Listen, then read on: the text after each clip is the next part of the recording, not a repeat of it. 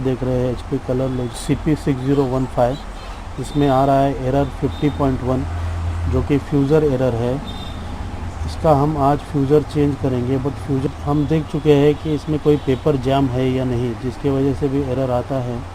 और फ्यूज़र को निकाल के दोबारा लगा के भी देख चुके हैं, कनेक्टर सब क्लीन करके देख चुके हैं। अब आखिरी उपाय फ्यूज़र चेंज करना बचा है, तो हम इस प्रिंटर का आज फ्यूज़र चेंज करेंगे। आप देख सकते हैं लेफ़्ट में और राइट में ब्लू हैंडल्स है, जिनको ओपन कर फ्यूज़र असेंबली को अपनी तरफ खींचना है। तो फ्यूज़र असेंबली बाहर आ जाएगा, तो इसको साइड में रख के हम नया फ्यूज़र असेंबली उसमें डाल देते हैं।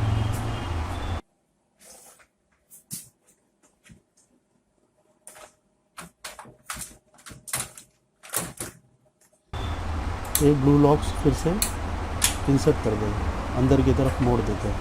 अब डोर क्लोज़ करते हैं। राइट साइड में जो डोर ओपन किया था उसको क्लोज़ करते हैं और प्रिंटर ऑन करके चेक कर लेते हैं।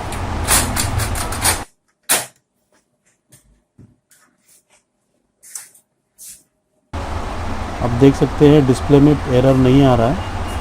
50.1 एरर जो आ रहा था अब नहीं आ रहा है। कुछ प्रिंट्स देके देखते हैं।